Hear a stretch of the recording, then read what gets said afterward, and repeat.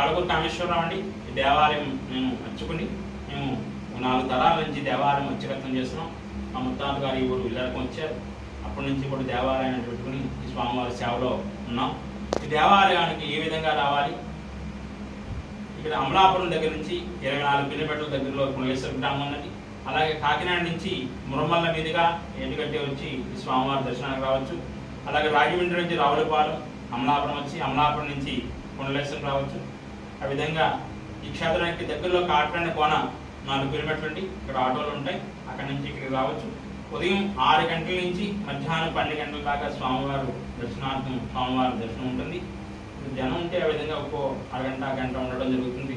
కానీ 12 గంటల దాకా మాత్రం దేవాలయం దర్శనం ఉంటుంది. సాయంత్రం 5 to 8 గంటల దాకా స్వామివారి దర్శనార్థం ఉంటుందండి.